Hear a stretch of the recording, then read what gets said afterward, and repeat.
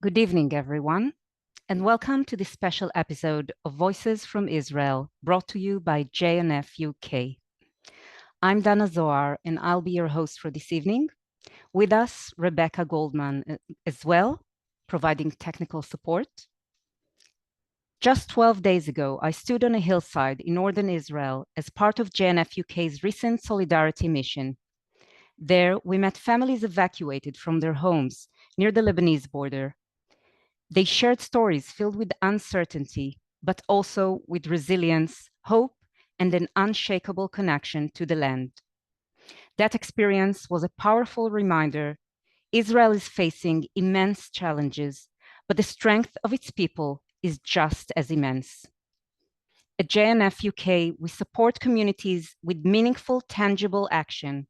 Whether we're building critical infrastructure, creating jobs, improving schools, supporting youth at risk, or helping towns recover from trauma, our commitment is to creating real, lasting impact. What makes our work so meaningful is the direct personal relationship we have with the communities we help. The attacks on October 7th devastated communities across Israel, including many we've worked with for years. In response, JNF UK launched a dedicated campaign to help these kibbutzim rebuild and recover.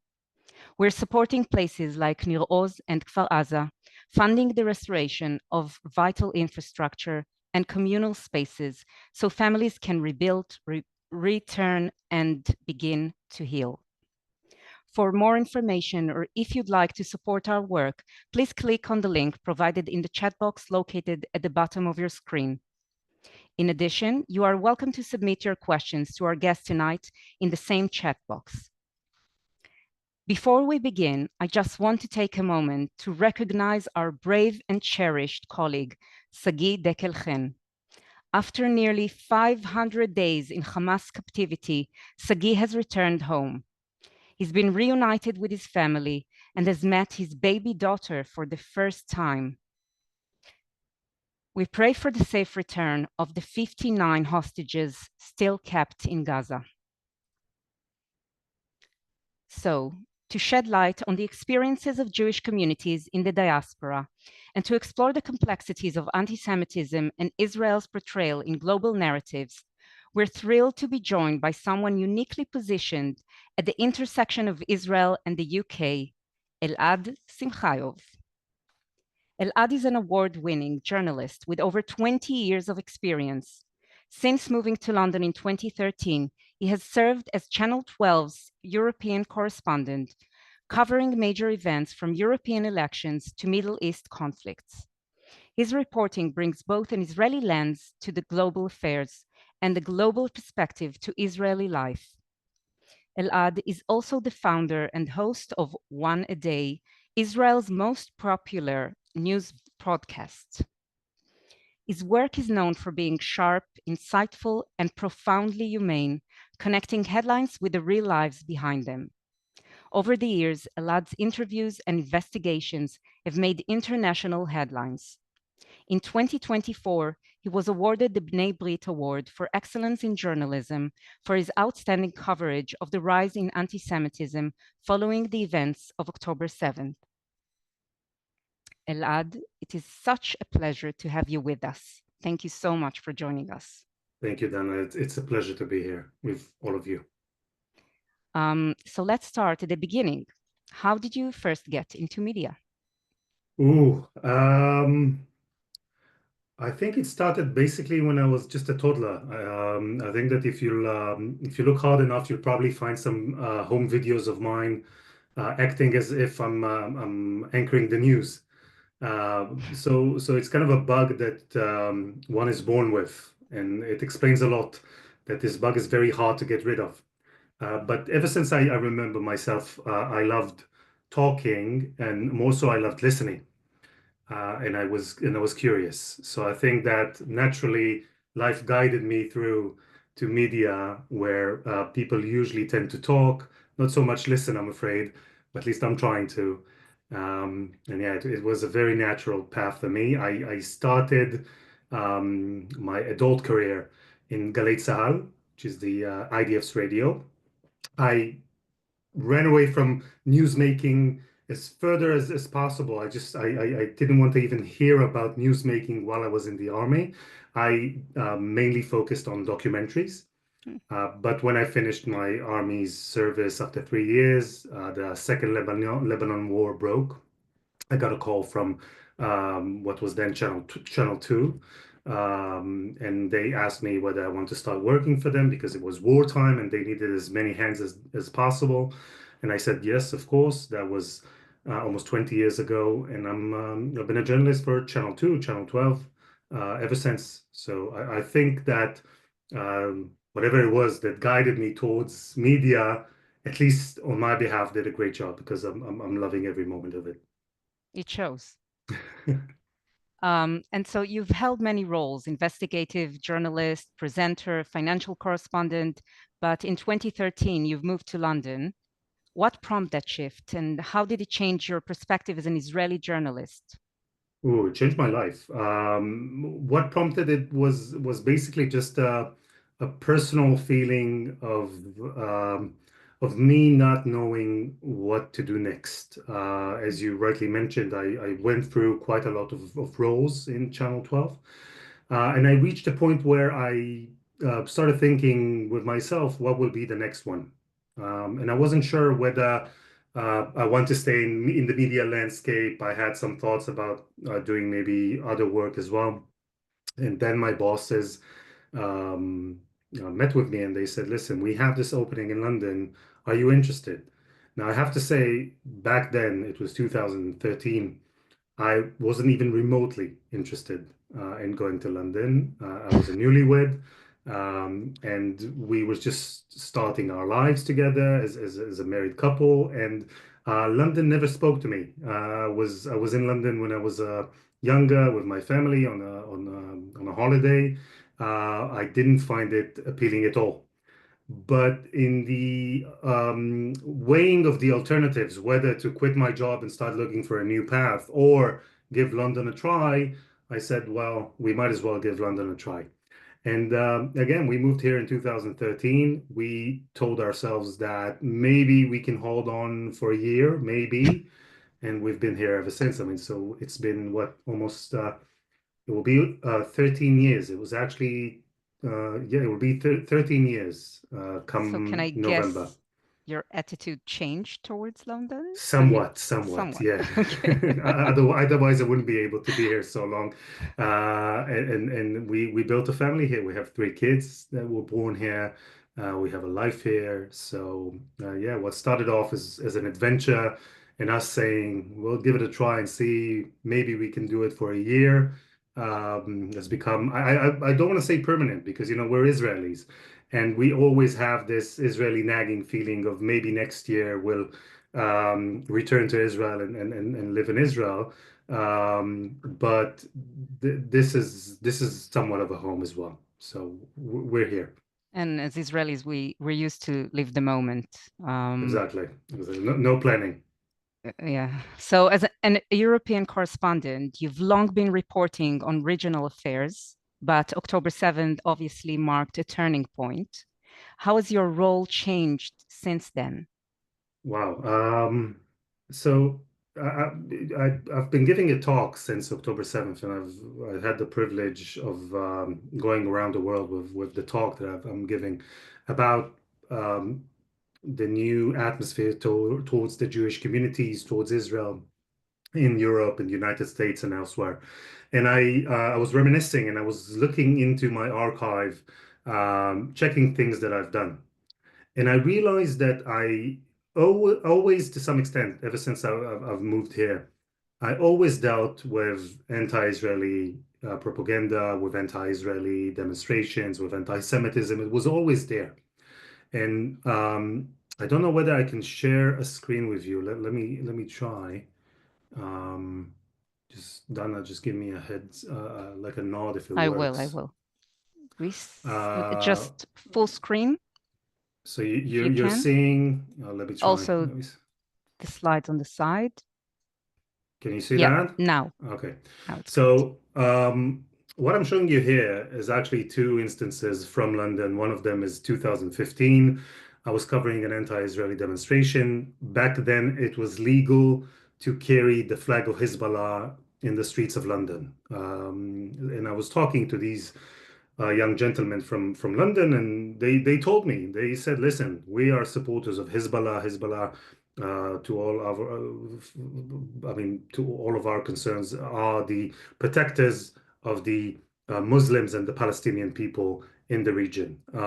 You can see an instance from 2021 where I've been covering anti-Israeli demonstrations, and these guys here, maybe I can show you a small clip, have been bragging about how they painted the flag of Israel on the soles of their shoes in order to feel like they're stepping on Israel every step they take. Maybe we can.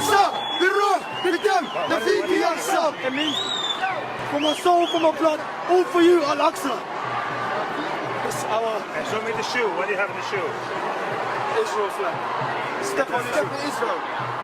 So again, I've been dealing with anti-Israeli demonstrations ever since I was here. That's part of the job. But to answer your question, what changed on October 7th? Obviously, as an Israeli, as a Jew, I've been severely traumatized watching how the October 7th events unfolded in real time. And when I heard that there's a demonstration being organized for October 9th, merely 2 days after, I was very curious, I was very surprised, and I genuinely felt that I want to go there as an Israeli, to present myself as an Israeli journalist, and to engage in a dialogue, not because I wanted to speak to these people, obviously, but I wanted to understand. As someone who's been covering anti-Israeli demonstrations for such a long time, I wanted to understand how come they organize an anti-Israeli demonstration 48 hours after the worst massacre against Jewish people since the Holocaust, and what could they have to say that justifies thousands of people marching the streets in London. So I went there. That was October 9th in the evening, and I did something that I don't usually do, at least I didn't usually do before October 7th, and I positioned myself in the center of the demonstration, right in the middle of the demonstration where all of the hardcore demonstrators were, and I started broadcasting to our main news program in Hebrew. And what you'll see here is a bit behind the scenes where I am speaking to my producer. I can hear him in my earpiece, and he saw the frame right before I went live, and he told me, "What are you doing? Get out of there! What are you doing?" That's what I was thinking when I saw this frame. I thought to myself, how did your wife let you out of the house? That's actually a funny story. I'll tell you about that. But yeah, so I was standing there and I told him, listen, it is dangerous, but I want to broadcast from here. So come here. I'll do the segment for a few seconds and then I'll just bolt away. So I'll show you the clip, and then again I have some insights about that event. תעבור ואני אברח מפה, מסוכן מאוד.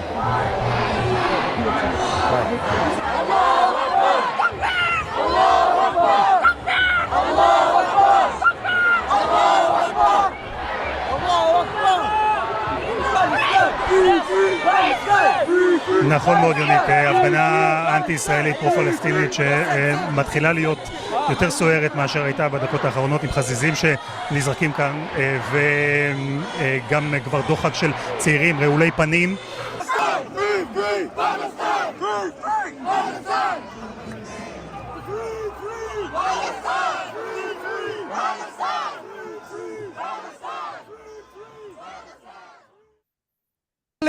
And a sovereign nation that has been under a siege for 75 years, and they want to talk about what happened this week.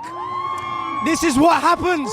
This is what happens, and that's why I'm here, to show my solidarity with the Palestinian people. But I have to ask you, when you're saying this is what happens, we saw what happened Saturday. Yeah. Are you justifying it? Are you saying that it's okay? What channel are you from? I'm from Israel. Okay, I'm not talking to you, bro. Water, do not answer any of his questions. Do not talk to him. He's just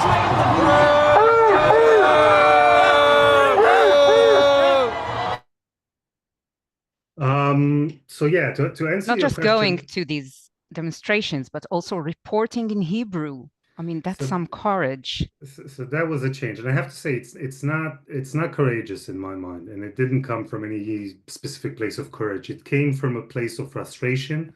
It came from a place of anger. It came from a place of humiliation to some extent. Again, we are talking about October 9th. And when I was there, I was genuinely curious of understanding, because Israel has yet to start its offensive against Gaza, at least not a full-scale offense. Back then in October 9th, the tally, some people are doing a career, having a career of tallying casualties. The casualty number on the Israeli side was still significantly higher compared to the one on the Palestinian side. So I was genuinely curious to hear how could they explain them being there advocating against Israel after what happened during October 7th. And I also wanted, and I know it sounds a bit cheesy, but I also felt like I don't want them to occupy the entirety of the street. I want to at least have one person who's Jewish, who speaks Hebrew, who's a Zionist, who will be there to fracture their dominance in the street in that time.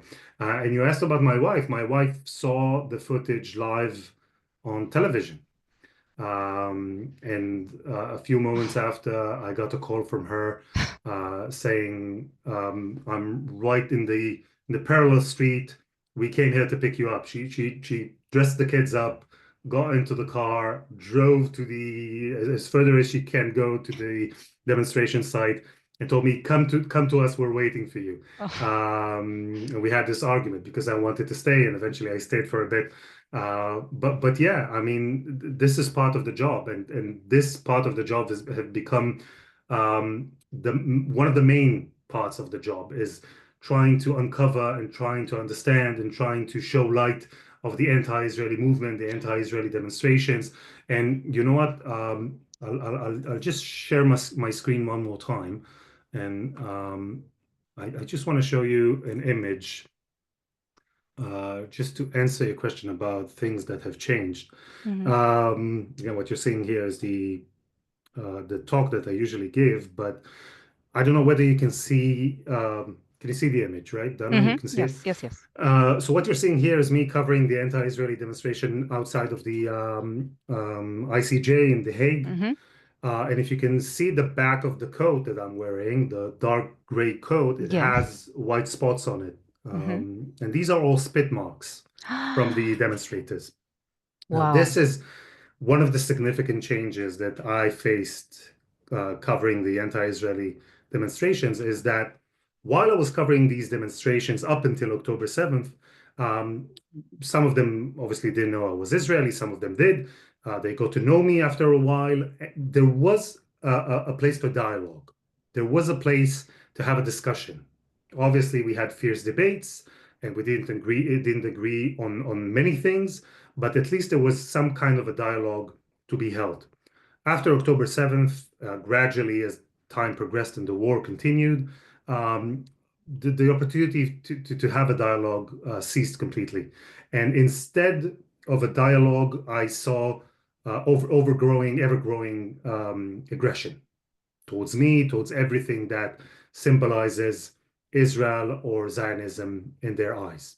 It got to a point where actually in one of the demonstrations in London, I had to have police escort, and one of the police officers just yanked me out of the demonstrators, saying, "We literally just saved you from a lynching." So yeah, this is the start of that demonstration. But in that aspect, I think that covering the rising aggression, the rising anti-Semitism, having this as my main job for the past almost 2 years, this has been something that I didn't expect, and obviously has been frightening and depressing. But I think that it's very important to show people what is going on with the Jewish diaspora in the past year and a half. 100%. And can I just ask, you said you came to the demonstration on 9th of October to find explanations. I assume you didn't find any, or do you have another analysis? I found some twisted explanations, or their version of explanations. What I've heard there are a few narratives. One narrative was that they accept what happened, or what at least what I was saying that happened, meaning that Hamas terrorists invaded Israel, indiscriminately murdered civilians, women, elderly, children, abducted women, children, and elderly, raped, beheaded. They accepted that. Exactly. Some of them accepted that. And they said, listen, while we accept that, let's say the more moderate ones said, while we accept that and we do not condone it, we do understand the context. We do want to have a look at the wider context. These were the moderate ones that I've heard. The less moderate ones said, we do accept what happened. We do acknowledge what you're saying. But for us, it's justifiable because every person who was there is a colonialist, is an occupier, is someone who does not deserve to be there. So these not just were the... to be there, who deserve to be butchered. Well, they didn't literally say that, but they said, listen, these are freedom fighters. They were fighting for their freedom. These are casualties of war. And the people who were there are actually occupiers, colonialists that knew the risks of them being there because they were oppressing the Palestinian people for 70 odd years. So these were the, let's say, the medium group, the less moderate. And then I saw the more radical group of people who are just saying, we do not acknowledge your version of the events. We do not Never accept. Happened. Exactly. We do not accept you saying that Hamas murdered innocent people. But it's not just us saying, it's their GoPro cameras. That's very good of you of saying that. And I told them exactly that. I said, listen, I got all of the footage live during October 7th from the GoPro cameras that the Hamas terrorists were wearing. And you know what they told me? They told me, listen, Israel is startup nation, right? How could we know that you haven't manufactured these videos and that these videos are not AI fake videos? Educated, intelligent people told me these texts during the demonstration of October 9th, and not just October 9th, even after. So these are the three narratives that I've heard of people saying you need to look at the context, the wider context. They were the minority, by the way. People who were saying it's justified, and people who were completely denying everything that happened in real time. And you know, it's funny because I was dealing quite extensively with Holocaust research while I was doing documentary work and while I was doing some of the segments that I prepared in the past. And one of the segments that I prepared were about Holocaust denial. And I was surprised to realize and to discover that Holocaust denial actually started in real time. It actually started while the Holocaust was going on, and obviously increased as time progressed. And I remember thinking to myself, how is that possible? How is such atrocities that were so well documented, that were happening in such a large scale, how could people actually deny them while they were happening? And with all of the differences between the Holocaust and October 7th, and there are a lot of differences, while I was there on October 9th, hearing the things that people were saying, I got it. I understood. I said it was so well documented. We have the footage, we have the videos, we have the testimonies. Stories have started to come out, and still people are saying it's not real and finding excuses and reasoning why it can't be real. And of course, when time went by, we started hearing more and more people actually believing that the stories and the testimonies coming out from October 7th survivors were fabricated. So unfortunately, these groups have increased in size.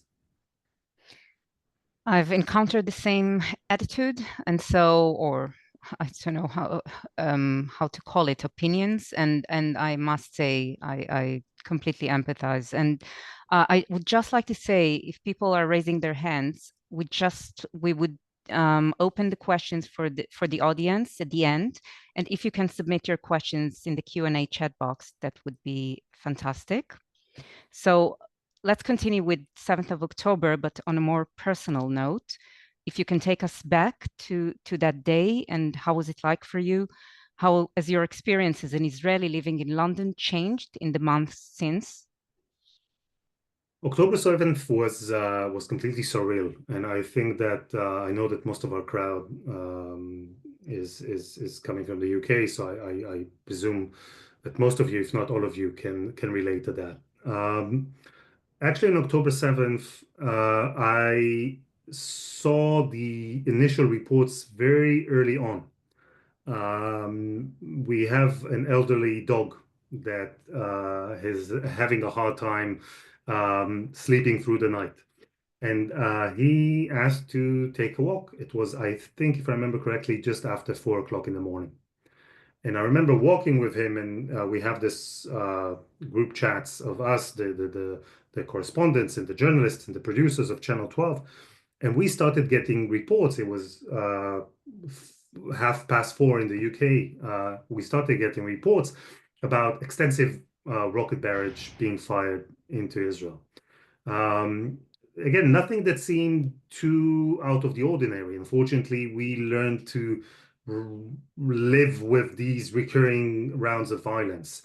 But as many others, I remember receiving the very short video of a white pickup truck cruising through Sderot. And Sderot is a major city in Israel, the major city in the southern part of Israel, with Hamas terrorists fully equipped with the automatic rifles and the green hairbands or headbands, and just walking around freely in Sderot. And that was the moment where I realized, like many other, that this is different. And I remember coming back home and opening the television. And again, because I have this, I'm a part of these groups of journalists, I got the information a few minutes before it was aired. And I saw all the videos, and I remember vividly how I got a link to a Facebook Live, and I went into the Facebook Live, and I actually saw a family being held hostage, and the girls were crying, and the dad and the mom just seemed completely helpless, and they were full of blood. And I remember seeing that, and morning broke in London. And while I was seeing all of this and felt like the world is coming to an end, you look out the window and everything is just normal. Everybody's just behaving normally. And London woke up to a bright Saturday morning, and the tube was running, and buses were running, and people were walking and traveling and then going to the market. And I remember very vividly how this dissonance between what's happening outside the window and what's happening in my phone screen or my TV screen just hit me so hard. And I remember that we were talking among ourselves. We never felt so, I don't know if lonely is the word, but we never felt so Isolated? isolated or even so far from being here. We didn't feel like we were here. It didn't feel right to be here. And I have to say that that was very strange to me. And then I did a report about the rising anti-Semitism in Sweden, in Malmo, just before the previous Eurovision contest last year. And when I was talking to people there, some of the Jewish people told me that the way they found out about October 7th was because of the partying and the celebration held by their Muslim neighbors. And I couldn't get my head around it. Just they had no idea what was happening. It was Saturday morning, and all of a sudden they started hearing cars horning and people cheering and celebrating. And when they opened their windows, they saw people marching and cars rallying with the Palestinian flag. They had no idea what was happening. And when they opened the television, they finally understood why these people were cheering outside their windows. So traveling the world since October 7th, I really understand that what I experienced is very common throughout the Jewish diaspora. People feeling isolated, feeling very strange about the place that they live in. And also, the funny thing is, for us, we have many friends who are not Jewish, and the first ones to text, to call us, to come and give us a hug and ask how we are and how our families are some of our Muslim friends, friends who came from Lebanon, friends who came from Syria. These were the first ones to actually come and ask us if we're okay. Our European friends, they took their time. Some of them up until now didn't ask us whether we are okay and our family's okay. And I can't really pinpoint and say why is that, whether it's some sorts of the European cautiousness of not stepping on any toes or not going into private areas where one might not feel comfortable with. But at that moment, that's exactly what we wanted. We wanted the empathy. We wanted people to ask us if we're okay and to share our grief and our sadness with someone. So I found that interesting as well. So yeah, ever since then, I think that we're still trying to figure out our place, whether we're really here and what does it mean to be really here after October 7th, and what is our relation with Israel, and what is our relation within the Jewish diaspora and with our non-Jewish friends. And I think that most of these questions have not been answered, at least not for me, even now, a year and a half after. I figure it's a long process, so and we're still in the midst of it. So, but I want to take us to your talks. You've been talking around the world actually about what you call the Eighth Front, a battle not fought on traditional battlefields, but in the media and online and in the arena of public opinion. So if you can explain to us a little bit about this concept. Of course. And you know what? I think that I might share the screen one more time, just to give an example, because when I talk about the Eighth Front, people ask me, what do I mean and what's the Eighth Front? I want to show you this this screen. I don't know whether you can see it. Can you see it? Yes. So I presume you're all familiar with this page. It's a Wikipedia page. And this is the article that talks about the current war, the Swords of Iron War. And as you can see here, the title is Israel-Hamas War. And in the small frame underneath the title, it says that a request that this article title be changed to Israel-Gaza War is under discussion. Now, I think that it's very clear that there's a vast difference between Israel-Hamas war and Israel-Gaza war. And that's just a very small change, one word change, that changes the whole narrative.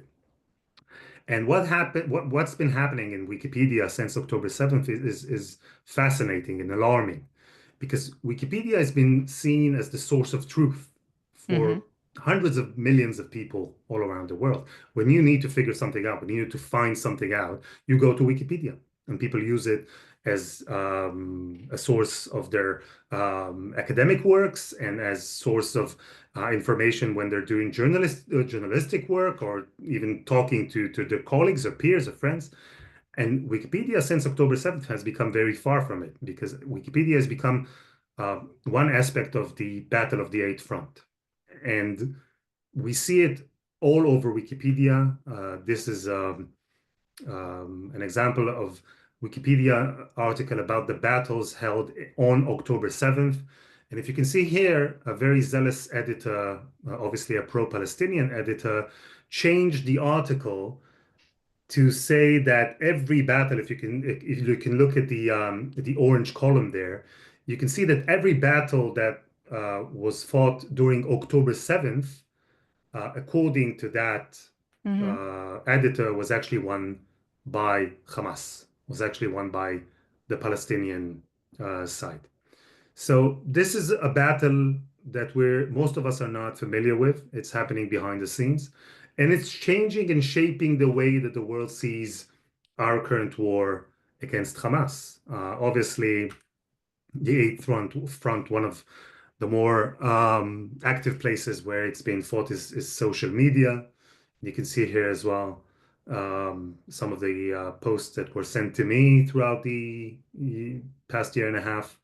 And I've been trying to report these posts over and over, time and time again, got the same response that it is not in valuation of the community rules and guidelines. So these are just some examples of the fight that is happening in the Eighth Front.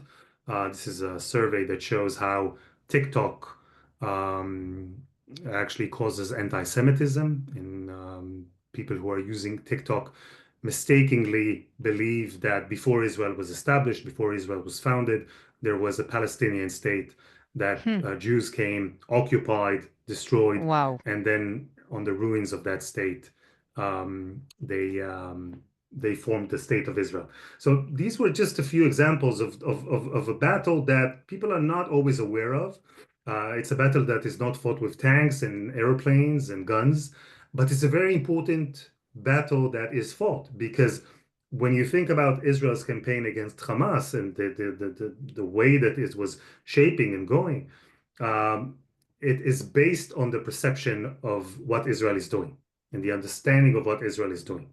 And when this narrative is being told by the anti-Israeli, the pro-Palestinian side, it's a very specific narrative that obviously shows Israel as being the colonialist, the occupier, the oppressor, disregarding all of the reasons why Israel is doing what it's doing. And when we see that this campaign in the Eighth Front against Israel is successful, it affects Israel's ability to wage war in the other 7 fronts. So it's a very important battle that is still being fought. It is critical, but I mean, when you think about the numbers, when you think about the financial support that they receive, I mean, do we even stand a chance? I think we do. And it's true that the numbers are against us. Even if you look at the some of the data from the social media, when I took a screenshot of the exact same time. So when the hashtag Stand with Palestine was spread, I think the number were, I think it was 3 billion times or exposed 3 billion times. I Stand with Israel was with an exposure of 200 million, something like that. These are the differences. So obviously we're vastly outnumbered. But I think that we do have a chance because for us to tell our story and to share a narrative, it is working. We have supporters. And you know what? I'll give you an example that seems maybe foolish and maybe very small, but I think it's significant. And that's the example of last year's Eurovision. I was there. I was covering the Eurovision and I was in Malmo just before the Eurovision. So remarkable work. It is, so thank you. But I think it's a very good example of what's happening because they divided, for those of you who are not Eurovision fans, they divided the final and the way they tally the numbers into 2 parts. The first part is given by the judges. It's like small local committees that give numbers and give grades and the ratings to the performers. And then the second part is the popular vote. These are the viewers that give their ratings to the performers. And last year in Malmo, we had Eden Golan, who's a marvelous singer representing Israel. But I think everyone who saw it can agree that the way she got the ratings and the points were not necessarily connected to the way she sings and the quality of the song. It was all about Israel and the opinion and views regarding what Israel is doing. When Eden Golan finished the first part, where the committees, the judges, gave the points, I believe she was one of the last places. I don't recall whether she was dead last, but she was one of the last places. She got merely a few points. That was all. And then came the part where the popular vote had their say, and the viewers actually were the ones to give the points. And Israel was in the first place. Wow. And they said that it was the biggest margin between the judges' vote and the popular vote in Eurovision history. It was amazing. At some point, you saw that Israel was one of the last, and then they gave the points of the popular vote, and Israel just skyrocketed. I think it was to number 3 or something like that, 4. And many can disregard that as saying, okay, that's the Eurovision, or all of the diaspora Jews managed to unite themselves and vote for Israel. It doesn't explain that. Even if you take every Jew in the world and asked him to vote for Eden Golan, the allowance is 20 votes per person. It will not explain this insanely high rating and points that Israel has received. And I think that when we judge people's support by just having to send a text message, we see that a lot of people are sympathetic with us, with our story, with our narrative, and that's the way they show their support. And it's very easy for us here in the UK to delve into despair and say to ourselves, everybody is against us and everything is just, nobody understands. Because when you're seeing 500,000 people march the streets of London, that's how it feels, especially when you're there. I was there, and it felt like it's coming from all sides and all angles, and you felt like you're completely Surrounded. alone. Yeah. But one of our friends, when they saw me when I was a bit frustrated and depressed by it, they told me, listen, you saw 500,000 people marching the streets, but you didn't see the other 65.5 million people in the UK. Now, I know it's not the same. I know that having, the silent majority and the support of the silent majority is not the same as having people so enthusiastic where they actually march the streets and demonstrate. But I think that people are more supportive than we think. And I think that, and that's one of the reasons why I do what I do, and I try to do what I do. If we get our story out there, and if we explain ourselves and tell our side and tell our narrative, and enlighten people with facts and with what has been happening in the region for the past 80 years or 100 years, people get it. People understand. We And have the I think it's truth on our working. side.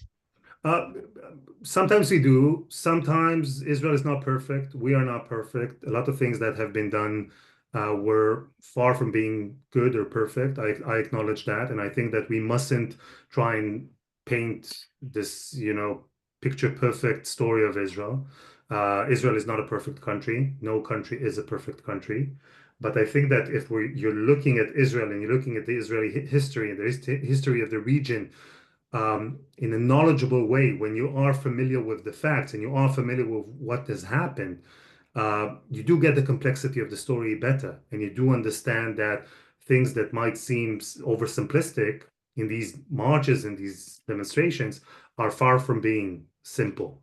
So I think that as long as we tell a story, and as long as we are confident in our roots and where we're coming from, and what is the story that we're telling, I think it can greatly affect people. And it's not just me. I keep ending the talks that I give with a thing that causes me great optimism. And that's a study that was done in one of the American universities. They gathered, I think the number was 250 students, and they asked them if they support the chant from the river to the sea, Palestine will be free. And I think that over 80% of them said that they support it. Many of them said that they strongly support it. And then the people who were doing the study started asking the students questions. They asked, do you know what's the river? And do you know what's the sea? And many of them had no clue. Some of them said it was the Dead Sea. Some of them said it was the Caribbean Sea. Some of them said it was the Nile. They had no clue. They asked them whether they know who Yasser Arafat was. think more than 10% of them thought that Yasser Arafat was the first president of Israel, something like that. They asked them whether they know what the Not so Oslo funny, Accords are. actually. Yeah, and they had no idea. And then the study ends with the conclusion saying that after learning a handful of basic facts, most of the people, I think it was 60% or even more, changed their minds and said that they are now opposed to the chant from the river to the sea. So that proves that we can make a difference. And some people, I'm not saying all of the people, but some people are basing their views and their agenda and the way that they see the Misguided situation, facts. either misguided facts, lies, or plain ignorance. And I think that we can make a difference. I think we sometimes fall into despair. We're saying that everyone's against us and we're outnumbered and out-resourced, but it's not true. We have a story to tell. We just need to tell it. And in that context, but something a bit more specific, I want to know how would you assess the international media's response in the days and weeks after October 7th? Did anything surprise you? Everything surprised me. Look, the media, the international media, and being part of the media, I saw this trend happening for years now. The media landscape is changing. And it has many, many reasons. Reasons of money, obviously, going into social media and internet. Everyone now can be a journalist. And the business is changing. And what we see in media is that media is becoming, at least part of the media, is becoming more lazy, becoming more superficial. And some of the people who are going into media are doing a different kind of work compared to what was done in previous years. And also, when you're talking about covering Israel, I think people need to understand something very basic. And I always find it very surprising that people don't usually pinpoint that fact when they're talking about Israel. When in the peak of the war in Ukraine, the number of international correspondents physically covering the war from Ukraine was about 1,500. That was the peak. In the peak of the war between Israel and Hamas, the number of international correspondents, journalists covering the war from Israel was 4,000, more than double. Wow. Now, the reason for that is very simple in my eyes. Israel is the best place in the world to be working as a journalist, hands-on. It's just, As a journalist working from London, you say that. Exactly. As an Israeli journalist working from London. But it's a heaven for a journalist, even for, especially for an international journalist. Just think of how much news is being manufactured in this very small country. It's not on a daily basis, it's on an hourly basis. It's even on a minute basis. Yes. It's crazy. Sometimes we work on the podcast. It's a daily podcast. Sometimes we start the day saying, okay, this is the most important thing that we can talk about. And an hour later, everything changes. And it's happening on a regular basis as well. So there's so many stories coming from Israel, so many amazing stories coming from Israel. It's a country in war, waging a seven-front actual war. And still, it's a safe country. Again, I'm talking broadly. You can live in Tel Aviv as an international correspondent, go to the beach, you can go and eat amazing food. There will be an alarm when the missiles are on their way. You'll have shelter. And you live a perfectly well and safe and enjoyable life.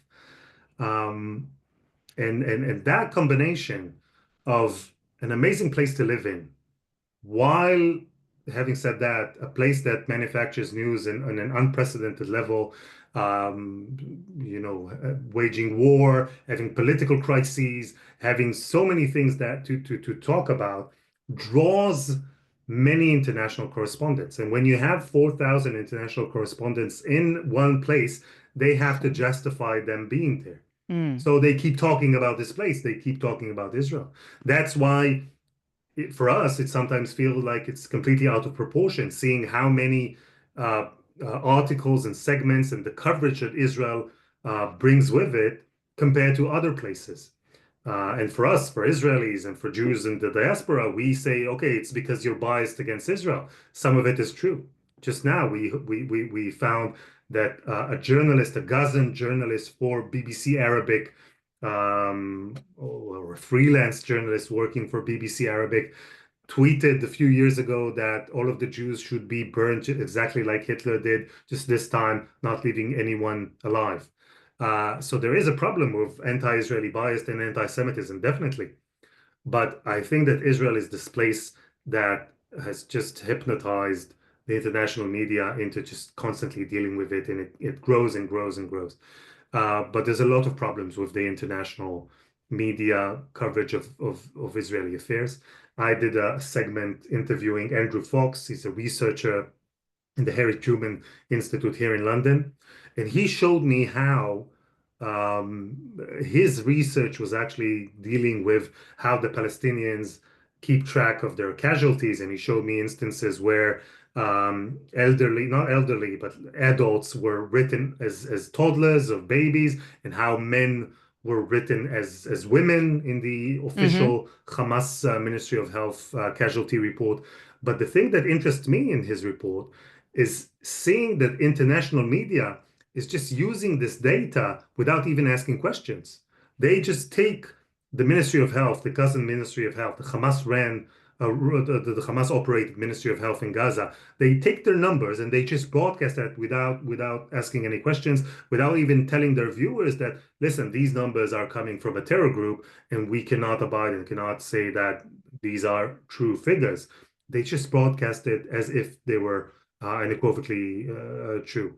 So that was the thing that surprised me. And I don't think it's necessarily coming just because they're anti-Israeli or anti-Semitic. I think it's just plain laziness, basically.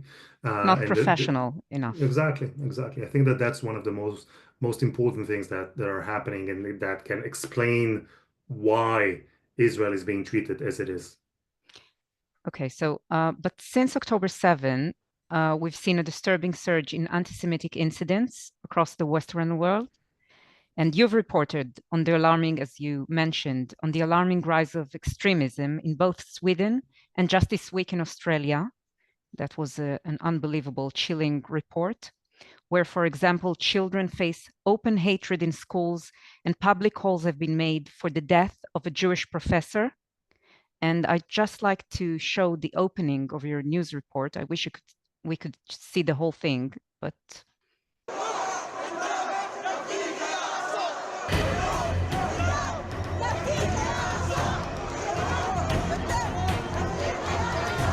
For the Jewish community, this was a horrible moment. Where was this coming from? Where was this hatred coming from? What had the Jewish community done to deserve this sort of outpouring of hatred? I'll hate the Nazis as much as I hate the IDF. This one kid said he wished the Nazis had killed my parents and grandparents so that I wouldn't have been born. No matter how many times I watch it, it's still chilling. So your reports highlight how anti-Semitism, once hidden, is now erupting, emboldened by figures in media, politics, culture, and education. So given this global trend, how do you compare the situation in the UK? And do you think the Jewish community has a future in here? Firstly, there's something ironic because, as you mentioned, I was traveling quite a bit in the past few months, and this report about Australia came after I visited Australia to give my lecture there. And it's funny because every place I go to, I've been to Cape Town, South Africa a few weeks ago. I've been to Australia, obviously. I've been to Bulgaria and Hungary and the United States and elsewhere. And every time I go to one of these places and I talk to the Jewish community, they look at me and they say, "Oh, you're coming from London. You guys are having it. You're having a very bad case of anti-Semitism." And I say, "We are having a bad case. I mean, look at you. You have a synagogue that was burnt, and you have people." They said, "Yeah, but it's manageable." So it's interesting because I think that every community is kind of looking at other communities saying that they have it much worse than this specific community has to undergo. But I think that we're seeing a similar trend all over the world. And I think that the UK, we just got the numbers because in Israel it was the Holocaust Memorial Day, and some of the studies that are done traditionally in this year are tackling anti-Semitism. And we saw that there's a certain drop or a reduced number of anti-Semitic incidents in the UK compared to 2023. But still, if you want to compare the numbers in 2024 with numbers that we saw before the war broke, it's still massively higher than it was before that. So I think obviously the UK has a problem with anti-Semitism. I think one of the problems here in the UK is not so much the large-scale demonstrations and the events that it's very easy to avoid if you don't want to be next to. The problem in the UK is that anti-Semitism has become normalized in our daily lives. All of these small incidents, even a red paint that was scattered all over Our an entrance offices. to your offices, for example, or the an all-girls school in northern London, a Jewish school. For So what do us, you think the Jewish community or what do you think in general should be done against this wave of hatred? What can be done to push back? So I think two things mainly, and I know it's difficult because I've heard people who in the UK who told me that they were actually taking off their mezuzahs from their homes, for Wow, example. So I think firstly we need that's to. very troubling. It is. So I think firstly we have to have a sense of community. We have to strengthen our bonds within the community. We have to support different people in different factions and different groups within our community, to not let anyone feel like they have to stand against hatred by themselves. And in that aspect, I spoke to one young girl. I think she was 16 or 17 a year ago. And she comes from a village, from a remote village here in the UK. And she told me that she's the only Jew. Her family is the only Jewish Wow. family in the village. And she said, I feel completely alone because some of her friends from school, who were her best friends, turned their backs on her and stopped talking to her. And she found out that they started having these like inner groups where they would make fun of her because she was Jewish. Uh, so I think people such as her, and even people who live here in London and they have this sense of community, we need to strengthen our bonds within the community. We need to stand together. And we need to speak out. We need to help people within our community that are facing hatred and are in need. Even just, sending a text message to someone who was faced with anti-Semitic posts or graffitis, just asking if it's okay. That can go a very long way within our community. And secondly, I think that we need to work on our elected officials and the police here in London and elsewhere as well. And we need to keep the pressure up about When you say enforcing. we, you mean the Jewish The Jewish community community, yeah, the Jewish community and the Jewish members of the community. We need and its to, leaders. of course, but everyone.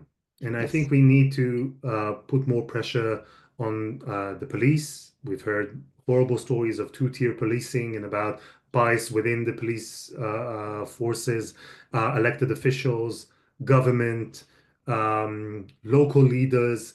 We need to put the pressure in order to uh, have them with us, to have them enforcing our safety and well-being, and punishing people who are uh, violently acting as if we do not matter and our lives are not important and our well-being is not important.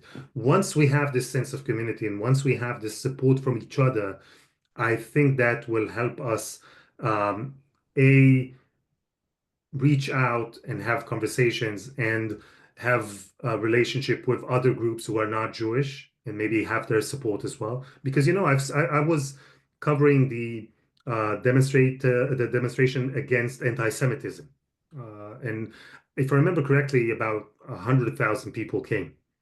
And the organizers were completely thrilled, and they said it was the biggest demonstration against anti-Semitism in the UK's history. But I was disappointed because it wasn't a pro-Israeli demonstration. It was an anti-Semitism demonstration. I would expect a lot more people and a lot more religious leaders and religious communities to come. So I think that once we have this united front as a Jewish community, and at least we have the support of each other, we can then come to other non-Jewish groups. We can then come to the police. We can then come to local leaders and government officials and demand them to protect our way of life and our well-being. And just try and continue from there. It's a problem. We're facing unprecedented hatred and violence, and if we do not stick together, who can we rely on for support? In So I Israel and think in we have to here. do that. Yes. Yeah, and I think that there's a lot of complexities in the relationship between Jewish diaspora and Israel, especially here in the UK. The relationship is a bit rocky, but again, I think it will be easier if we'll have the support of the community here, and if we have a united front of the community in the UK, it will make Definitely. things maybe less hard, if not easier. Elad, I feel like I can speak to you for hours and hours, but I'm going to continue with just 2 or 3 more questions, short questions. I do apologize to the audience that we can't open it for Q&A from you. I still didn't get around to speak to you about your podcast, your most listened to in Israel podcast, but I do want to ask you quite quickly that critics say that Channel 12 has shifted from being neutral news outlet to a platform often critical of Netanyahu's government. How do you view this criticism, and what's your perspective on the role of media in such a polarized political climate? Again, I've been a journalist in Channel 12 for 20 years now, and I have my podcast. That's my autonomy. That's the place where I do whatever I want to do. Never have I been told what to say, how to illustrate a point, how to shape a narrative. I just came back from Budapest a few weeks ago while I was accompanying Netanyahu's visit. I spoke to him. We sat for more than an hour and we spoke. Nobody from my But you bosses, from my can producers. acknowledge that there's almost like a front that's been united, or there's a sense of an opposition in Channel 12. I think it's a question of what came first. It's like the chicken and the egg. And especially when you have the alternative, which is Channel 14, which is obviously is taking the very clear side of being pro Netanyahu, everything in comparison seem to be anti-Netanyahu. And there's no denying that we have a lot of voices who are critical of the Netanyahu's government. I think that that's our job as journalists. We are here to highlight the problems that need to be fixed, and the way that the government in this instant it's a right-wing government, it's Netanyahu government, where it's doing things that needs to be done in other ways, or how they're damaging the people who elected them, or even the people who did not elect them, and how we can try and shed some light on these dark corners where people need help or need assistance in order to overcome the challenges that are being brought to them by the government. So I think that that's the role of being a journalist. Having said that, obviously, when you see things that are being done correctly, you should highlight that as well. So it is true that Channel 12 has a more critical view of what is happening. I don't think that it's well, actually, rather, I know that it's not this agenda that has been told to us from above by our bosses. It's nothing manufactured or mechanical that we have to do. each one brings his own views and voice. And just tonight, I saw the main news program of ours talk about the dispute between Netanyahu and the head of Shin Bet, Ronen Bar. And I saw a commentary saying that Netanyahu is right and that Netanyahu is in a place where he showed more evidence justifying his narrative. And then I saw a commentary saying the opposite. So I think that as long as we bring both sides, that's the most important thing. I can tell you that, at least in my perspective, nobody has ever told me what to say, how to say, what views to speak out about. We have complete independence. So if you hear people who are being critical of Netanyahu in Channel 12, it's because that's how they see it. I accept that. And just two more very quick questions because we do need to wrap up. You spend a lot of time between two worlds, Israel and the diaspora. What would you most want UK Jews to understand or take away from this moment in history? It's a difficult moment in history because for us, I've been covering the demonstrations, and I've been hearing people telling me, "Are you a Zionist? Israel should not exist. Israel should be annihilated and demolished." And then I said, "Well, what are you talking to me for? I'm here. I live here. That's exactly what you wanted, isn't it?" So I think that there's an aspect of confusion within the Jewish diaspora.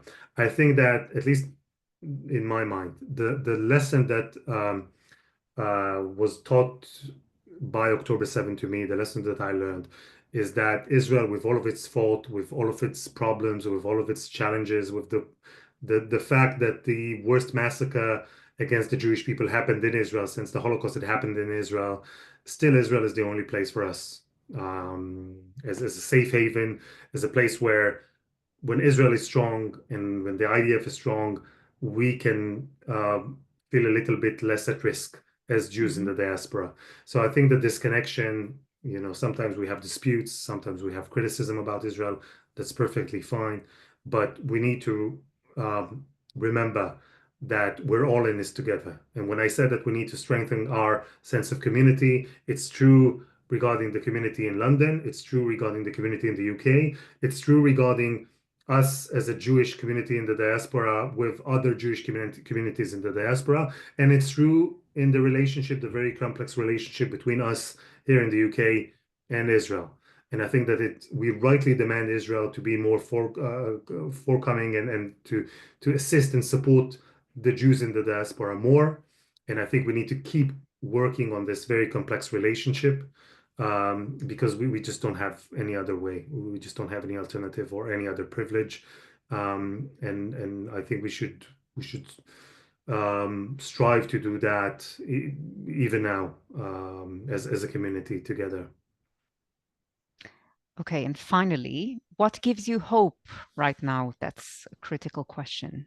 All of you, the dozens of people here in this Zoom call, and the people that I meet when I travel, and even the people that I spoke to when I did the segment about anti-Semitism in Australia just the other day, because all of these people that I spoke to are far from giving up, refuse to give up.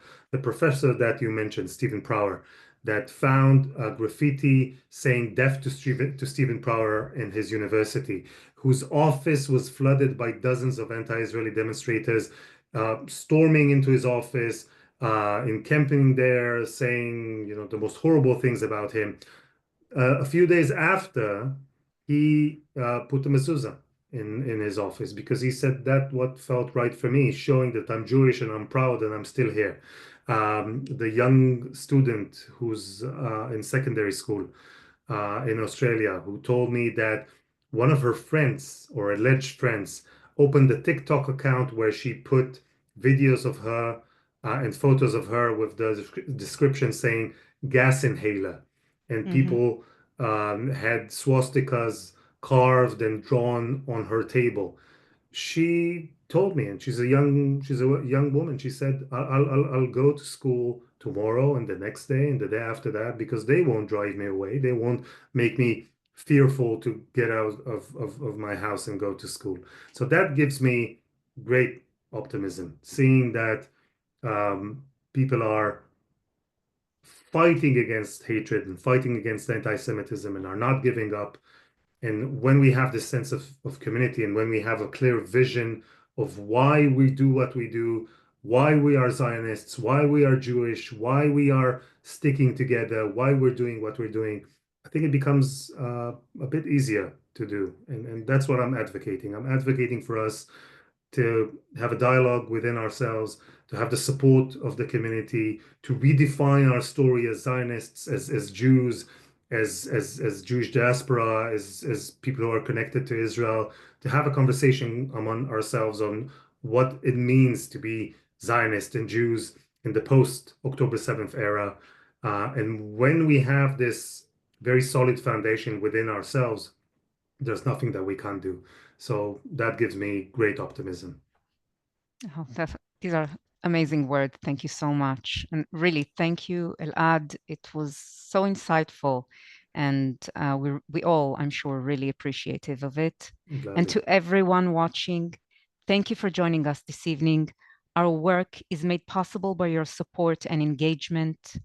And you are invited to join us on the next episode of Voices from Israel on May 27th with Yoram Zak, a well-known Israeli director who is behind documentary films about captivity survivors, Maya and Itai Regev and Omer Shem Tov. And as we close, we look ahead to Yom HaZikaron and Yom HaAtzmaut that feel especially meaningful this year, as we pray for the return of the 59 hostages and honor all who has sacrificed for Israel's future. Thank you so much, and good evening.